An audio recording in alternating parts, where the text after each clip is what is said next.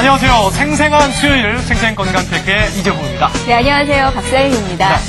요즘 날씨가 참 더워졌어요. 한낮에는 완전히 여름 날씨 됐어요. 더우시죠, 요즘에? 예. 그런데요, 서울대학교 연구팀에 의하면요, 지구온난화 때문에 지난 100년 동안 서울의 겨울은 30일이나 줄어들었고요. 대신에 여름이 20일이 늘었다고 합니다. 와, 그래서 나중... 벌써 이렇게 더운가 봐요. 그래요. 네. 나중 가면 이제 6개월 정도가 여름 되고, 뭐, 겨울 한 6개월하고 여름 다음에 겨울 막 이렇게 될 것 그렇죠. 같아요. 자, 오늘은 저희가 이 여름 하면은 또 말 못할 고민으로 고생하시는 분들 있지 않습니까? 네. 땀도 많이 나는 계절이고 네. 그렇게 해서 여름을 준비하는 마음으로 저희가 준비를 했습니다. 자, 오늘 이광용 아나운서와 함께 하겠습니다. 어서 오십시오. 네, 안녕하세요. 예, 여름이 길어졌다 하는데 지금 5월 이미 여름이에요. 예, 네. 여러분들이 느끼시는 게 완전 여름인데요. 맞습니다. 이렇게 날이 더워지면 땀을 많이 흘리시게 되고요. 또 땀과 함께 이 겨드랑이에서 특히 좋지 않은 땀 냄새 나는 것 때문에 고민하시는 분들이 벌써 이렇게 하시면서 계시거든요. 저희는 좀 느낄 수가 있거든요, 이광용 아나운서. 예. 좀 오늘 분위기 안 좋습니다. 예.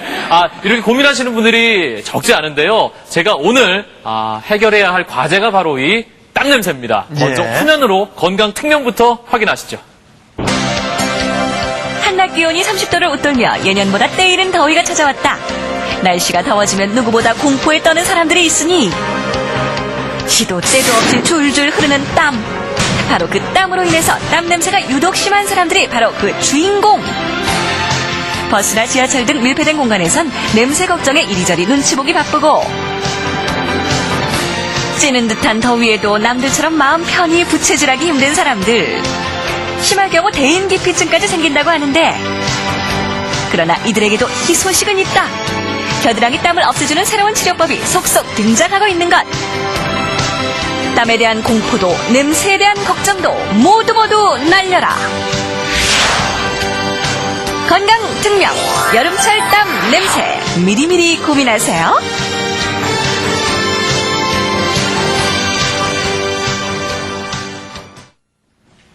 네, 여름철 땀 냄새, 특히나 이 겨드랑이에서 나는 땀 냄새. 이게 정말 본인의 고통도 고통이지만, 네. 이 주변에 있는 분들의 고통도 이게 보통이 아니거든요. 제가 어디선가 들은 얘기인데요. 이제 어떤 분이 돈을 빌려주고 네. 받기 위해서 얘기는 하긴 어렵고 해서 며칠 동안 씻지 않고 이렇게 하면서 쫓아다녀서 돈을 받았다는 그런 슬픈 얘기가 있습니다. 맞아요. 예, 지하철 같은 데서 봐도 네. 이 겨드랑이 액취증 있으신 분들 주변에는 아무리 만원 지하철이라도 사람이 없어요. 혼자서 편안하게. 그런 경우들도 있습니다. 네, 이렇게 더위가 본격적으로 시작되기 전에 이 땀과 땀 냄새 문제 해결해야겠죠. 그렇습니다. 네, 오늘 이 땀과 땀 냄새 문제 서울대학교 의과대학 성형외과 외래 교수이신 이민구 교수님 모셨습니다. 어서 오십시오. 네, 안녕하세요. 자, 저희가 네. 이제 땀 얘기를 좀 했는데 사실 땀이라는 게 우리에게 우리 몸에 있어서 없어서는 안 될 중요한 것인데 그렇죠. 문제는 이게 또 냄새도 나고 이렇다는 거거든요. 네. 예? 어떻습니까? 땀은 우리 몸의 체온을 유지하는 기능을 합니다. 그래서 우리가 체온이 올라가게 되면은 체온을 떨어뜨리기 위해서 땀을 발산하게 되는 거죠. 네. 예. 그런데 여름철에 지나치게 땀을 많이 흘리는 경우도 있거든요. 사람에 따라서. 네. 근데 어느 정도 땀을 흘리면 정상적이고 어느 정도 이상이면 그게 병적인 거라고 볼 수 있는 거죠? 네. 근데 개인에 따라서 땀의 양은 다르지만 일반적으로 일반인들은 하루에 500cc에서 700cc의 땀을 흘립니다. 물론 더운 여름에 격렬한 운동을 하게 되면은 축구 선수가 한 경기에 흘리는 땀의 양이 4,000cc 정도 되고요. 또 마라톤을 완주하게 되면은 6,000cc 양을 흘리게 됩니다. 예, 논문에 의하면 인간이 의식을 잃지 않고 흘릴 수 있는 땀의 양이 한 10,000cc 정도 된다고 되어 있습니다. 맞으시면 이게 10리터. 네. 엄청난 양이네요. 예. 그렇습니다. 그런데 정상적으로 땀을 흘리는 건 이거는 전혀 문제가 없는데 문제는 땀을 흘렸을 때 냄새도 좀 나고 이런 부분들이 문제가 될 수 있을 텐데요. 이광용 아나운서가 땀 냄새 때문에 고민하시는 분들을 직접 만나고 오셨다고요? 네, 제가 만나고 온 분, 또 여러분께서 오늘 만나실 분이 땀을 평소에 정말 많이 흘리시는 분인데요. 스스로 느끼기에 내가 좀 땀 냄새가 나는 건 아닌가라는 고민을 갖고 계시더라고요. 그래서 제가 함께 병원을 찾았거든요. 어떤 진단이 나왔고 치료가 어떤 식으로 진행이 되는지 지금부터 확인하시죠. 벌써 5월입니다. 요즘에는 이 5월만 돼도 참 덥습니다. 이렇게 더운 계절이 찾아오면 신경 쓰이는 것이 땀이고요. 또 땀과 함께 찾아오는 불청객이 바로 땀 냄새입니다. 오늘은 이 땀과 냄새 때문에 고민에 빠지신 분이 있어서 제가 만나보도록 하겠습니다. 원래 땀이 많은 체질이라 여름철만 되면 걱정이라는 오늘의 사례자. 운동을 좋아하지만 줄줄 흐르는 땀 때문에 운동도 마음 편히 즐기지 못한다는데. 안녕하세요. 예. 혹시 김철 씨 되세요? 네, 맞습니다. 예, 땀 많이 흘리시네요. 예. 제가 원래 좀 땀이 좀 많으세요. 네. 땀이 많은 것도 문제지만 좋지 않은 냄새가 날까봐 더 고민이라는 김철 씨. 아까 잠깐 보니까 운동 그렇게 하시면서 땀 많이 흘리시던데 원래 좀 땀이 많은 편이세요? 예, 제가 원래 좀 땀이 좀 열이 많아서 땀이 좀 많은 편이거든요. 예. 그래서 운동을 좀 하고 그러면 이렇게 입고 있는 티셔츠가 젖을 정도로 그 땀이 좀 많거든요. 그럼 여름철 되면 더 신경이 많이 쓰이시겠네요. 저는 잘 모르겠지만 주위에서 이렇게 직장 동료들이나 아니면 주위 분들이 이렇게 눈치나 얘기를 하기 때문에 그래서 진짜 그 냄새를 안 나게끔 이렇게 땀 날 때마다 이렇게 자주 씻는 편이거든요. 신경이 좀 쓰이시겠는데요. 이렇게 조금 이게 주변의 시선이나 이런 것들을 신경을 쓰게 되고 좀 스트레스를 받는 이런 문제를 가지신 분인데요. 저희가 병원에 가서 자세하게 진단을 해보고 치료 방법은 없는지 정확하게 알아보도록 하겠습니다. 선생님, 우리 사례자분께서 땀이 워낙에 많은데다가 여름철만 되면 또 냄새가 나는 것 같아서 신경이 많이 쓰인다고 하거든요. 네. 이런 경우엔 그 어떤 증상이 있는지 없는지 알아볼 수 있는 방법이 있나요? 네.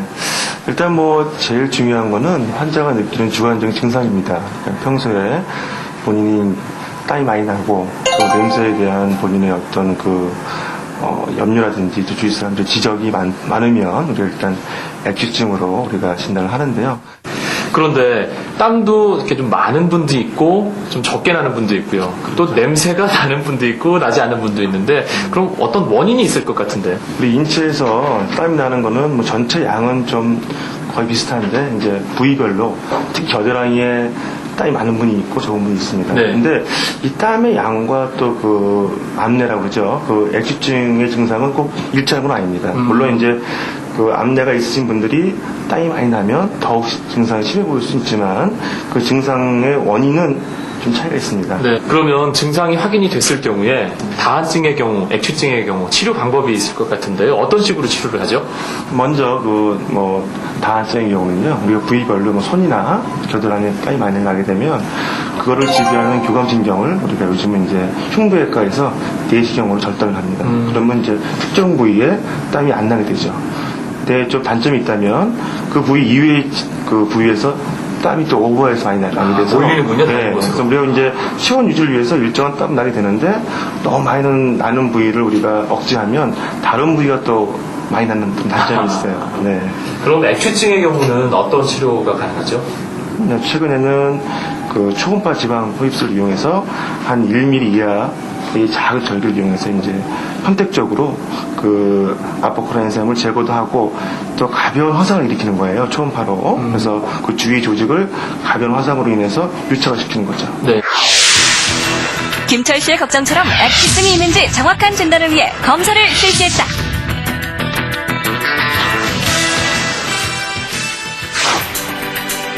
우선 문진을 통해 본인 스스로 액취증 자각 증상이 있었는지, 주위 사람들에게 겨드랑이 냄새 때문에 지적을 받은 적이 있는지 등을 알아보았다. 이어서 후각을 이용한 액취증 유무 검사 실시. 제일 정확한 방법은 코로 냄새를 확인하는 것. 5분 동안 양쪽 겨드랑이에 거즈를 붙인 후 액취증 특유의 시큼하면서도 독특한 냄새가 나는지 코로 맡아보았다. 검사 결과 김철 씨의 경우 액취증 증상이 있음을 확인. 진단을 받은 김철 씨의 경우 초음파 흡입기를 이용한 수술법이 적합하다고 판정. 초음파 흡입기를 이용한 수술은 초음파가 나오는 봉을 피하 조직에 삽입하여 땀샘을 파괴시키는 수술법이다. 약 1cm 정도의 작은 절개만으로 비교적 간단한 시술이 이루어지는 수술.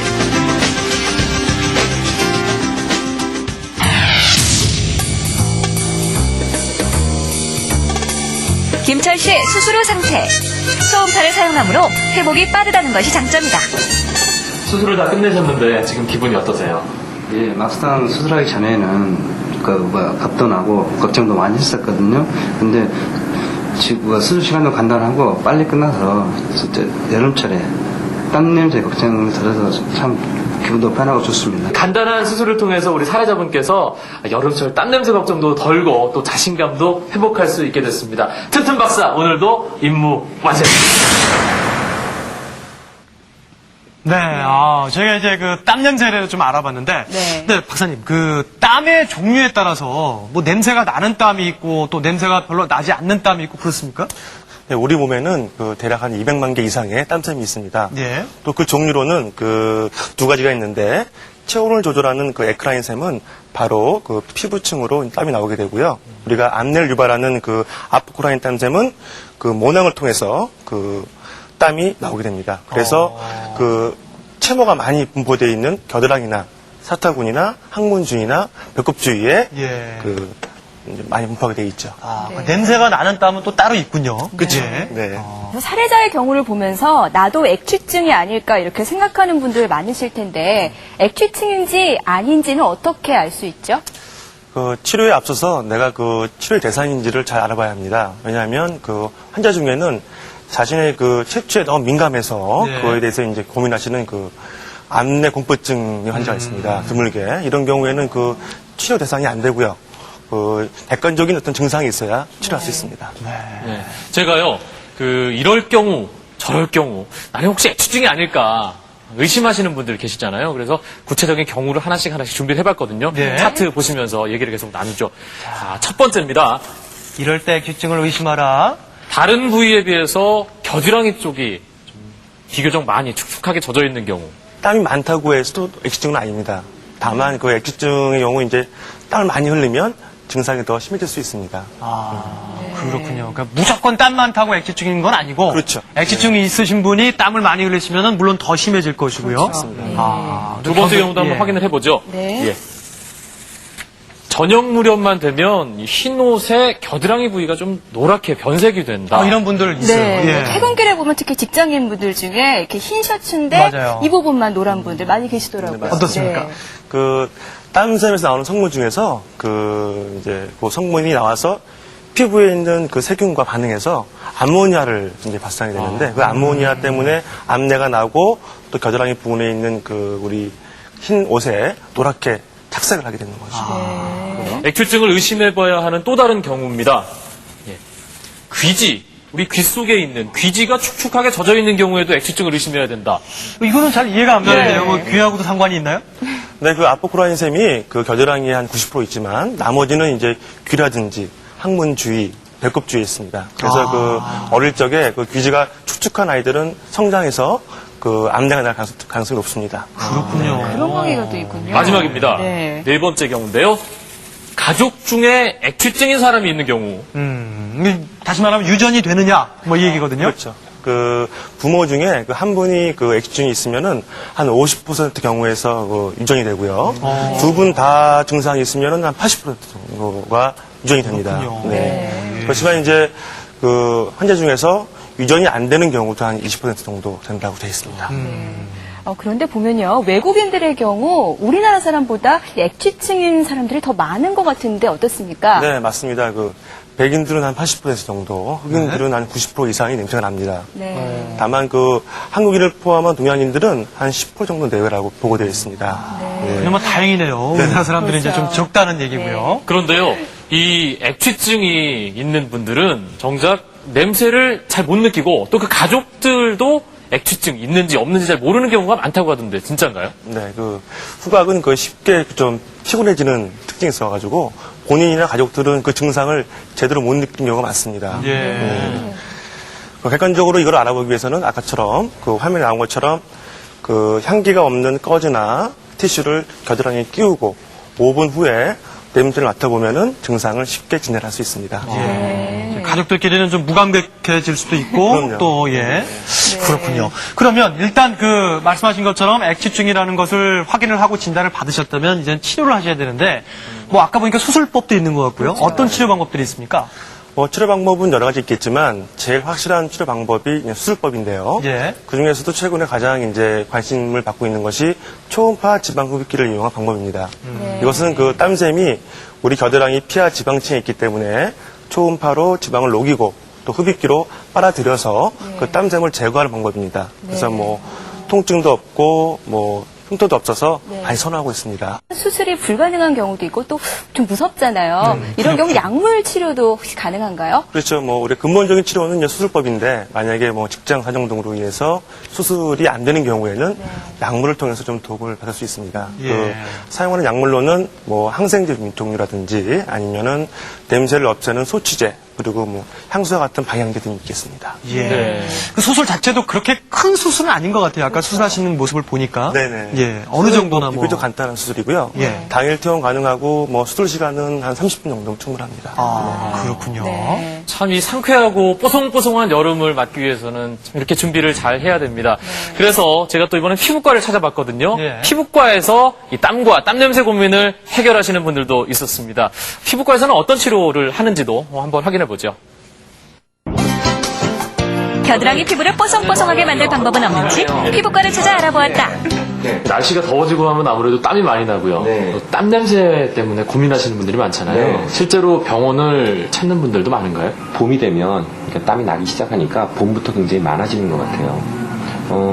그리고 과거에는 그렇게 아주 많은 정도는 아니었는데 요즘 들어 좀 많은 것 같아요. 아무래도 뭐 여러 가지 환경적인 요인도 있고 그래서 좀 늘어나는 것 같습니다.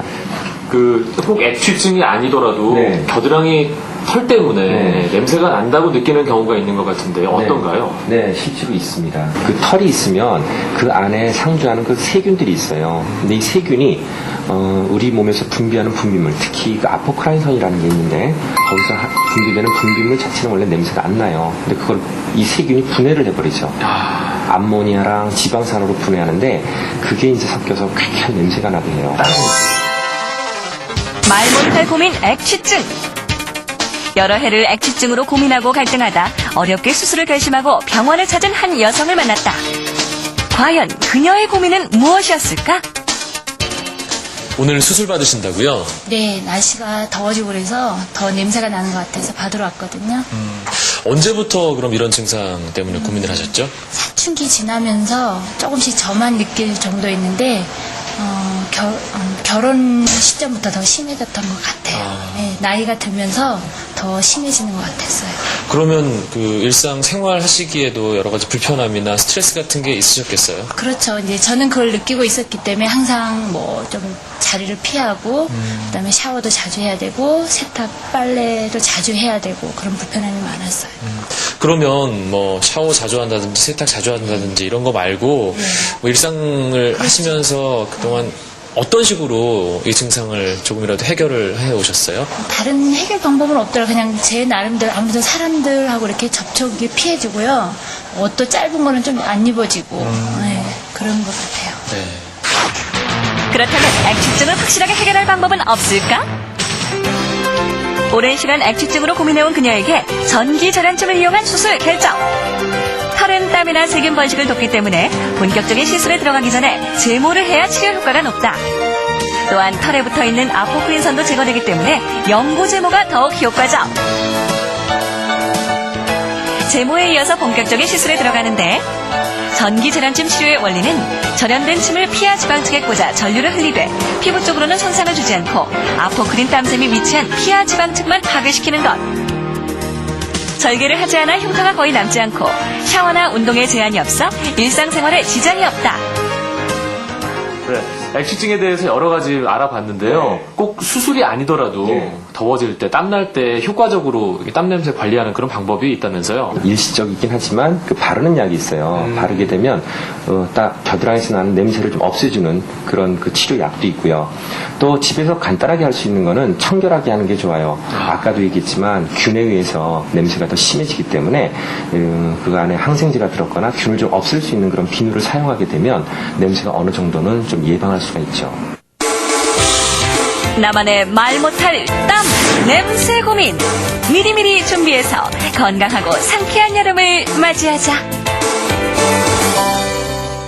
네, 이제 또 다른 방법으로 액취증 수술을 받으셨는데, 근데 궁금한 게요, 한 번 수술을 받게 되면은 영구적으로 해결이 되는 건가요? 아니면 또 재발할 수가 있습니까? 글쎄 뭐 방법이 여러 가지인데요. 뭐 수술법으로 한다 치더라도 한 5% 정도는 재발 가능성이 있습니다. 있군요. 땀과 땀 냄새 때문에 고민하시는 분들을 위해서 궁금증 해결 차트를 준비했습니다. 아, 그래요? 오늘 이름 준비 많이 하야. 하셨습니다. 예. 땀과 땀 냄새의 진실 혹은 거짓입니다. 예. 자, 한번 첫 번째. 살펴볼까요? 첫 번째. 노인이 되면 액취증이 사라질 수 있다. 글쎄요. 나이가 글쎄요. 들면 땀이 적어지니까 땀 냄새도 사라질까요? 그럴까요? 확인을 해보겠습니다. 아, 그렇네요. 맞습니다. 네. 맞네요. 예. 네, 맞습니다. 그 원인이 되는 그 아포크라인샘이 10세 이전에는 기능을 안 하다가 그 사춘기 이후에 왕성하게 증상이 나타나게 됩니다. 그 노인기 이후에는 이제 호르몬이나 그 땀샘 분비 기능이 떨어져서 우리가 10세 이전의 소아나 노인분들은 증상이 없게 됩니다. 두 번째입니다. 예. 자, 뚱뚱한 분들이 땀 냄새가 조금 더 심하다. 이것도 뭐 당연히 맞을 것 같아요. 예. 보통 보면은 마른 분들보다는 뚱뚱하신 분들이 땀을 더 많이 흘리시고 그렇죠. 땀을 많이 흘리니까 아무래도 좀 그럴 것 같은데요. 어떻습니까? 이재용 아나운서의 말씀이 맞는지 틀린지 한번 해볼까요? 맞았습니다. 아, 맞네요. 네. 맞습니다. 그 환자 중에 그 비만인 분이 많습니다. 아무래도 그 좀 비만하게 되면은 땀도 많이 흘리고 또 그 땀에 그 지방산이 있어서 냄새가 더 심하게 되죠. 네. 네. 액취증의 경우는 우리 바르거나 뿌리는 데오도란트를 사용을 해도 땀 냄새가 계속해서 있다라는 이런 경우인데요. 이 데오도란트라고 해서 이 땀 냄새를 억제시키는 상품이 많이 나와 있는데 예. 액취증 환자의 경우 이것도 소용이 없다. 이건 세모예요. 세모예요. 그러니까 있을 수도 할 수도 있고 예. 못할 수도 있다 뭐 그런 따라서 거죠. 차이가 있겠죠. 예. 그 데오도란트는 영어로 그 디오도란트, 즉 방추제입니다. 그러니까 냄새를 방지하는 제품들을 얘기하는 건데 이것은 그 성분 중에 그 알루미늄 클로라이드라는 성분이 땀샘을 막아주는 거예요. 일시적으로요. 그래서 효과가 일시적일 수 있지만 근본적인 치료는 될 수가 없습니다. 네. 궁금증 해결 마지막입니다. 채식을 하면 액취증 치료에 도움이 된다. 글쎄요, 이거는 그럴 수도 있을 전혀. 먹는 것 것과 같은데요. 관련이 있을지 없을지. 원식이 네. 상관이 있을 것 같은데요. 아니군요. 예. 예. 물론 그 서양인처럼 그 지방질이나 단백질을 많이 섭취하게 되면 그 증상이 좀 나빠질 수 있지만 식생활하고 우리 액취증은 그 관련이 있는 건 아닙니다. 네. 그렇군요. 이게 뭐 서양 그 사람들이 더 많다고 해서 혹시나 그 육식을 많이 하면 더 심한가 했더니 네. 그런 건 상관이 없고. 네, 저희가 잘못 알고 있었습니다. 예. 알겠습니다. 무슨 이 여름이 지금 시작도 안 됐는데 벌써부터 여름이 두려우신 분들, 정말 땀 냄새 나시고 액취 때문에 고생하시는 분들은 뭐 여름이 안 왔으면 좋겠다고 생각하실 수도 있을 것 그럼요. 같아요. 특히 여자들 경우에는 이 노출 있는 의상도 많이 입고 예. 싶은데 이런 경우에는 더 고민이 많으실 것 같아요. 그렇습니다. 이 말 못할 고민을 하시는 분들에게 마지막으로 좀 정리를 해주신다면 네. 어떤 말씀을 하고 싶으세요? 네, 그 더운 여름철에는 목욕을 자주 하고 또 옷을 자주 갈아입어서 청결함을 유지하는 게 제일 중요합니다. 그렇지만 스스로 그 액취증의 증상을 의심하신다면 전문가와 상의하셔서 근본적인 치료를 하시는 것이 제일 좋습니다. 네. 서울대학교 의과대학 성형외과 외래 교수이신 이민구 교수님 모시고 말씀 들어봤습니다. 선생님 고맙습니다. 네, 오늘 고맙습니다. 자, 그리고 이광용 아나운서도 오늘 수고했습니다. 고맙습니다. 상쾌한 여름 맞으십시오. 자, 이제 내일이 5월 5일 어린이날입니다. 네. 뭐 선물 준비하랴, 또 어디로 나들이 갈까 고민하시는 분들이 많으실 것 같아요. 네, 그런데 제가 오늘 설문조사 결과를 보니까요. 네. 어린이들이 가장 큰 선물이라고 생각하는 건 그날 하루 부모님의 잔소리를 안 듣는 거라고 합니다. 그래요? 예. 네, 많이 저희가 다른데요. 어린이들과 함께 좋은 시간 보내면서 따뜻한 어린이날 맞으시기 바랍니다. 네, 어린이들 그래도 또 선물 또 주면 또 좋아는 합니다. 그렇죠. 준비하셔도 괜찮으실 것 같아요. 네. 네, 저희는 금요일에 다시 인사드리도록 하겠습니다. 안녕히 안녕히 계십시오. 계십시오.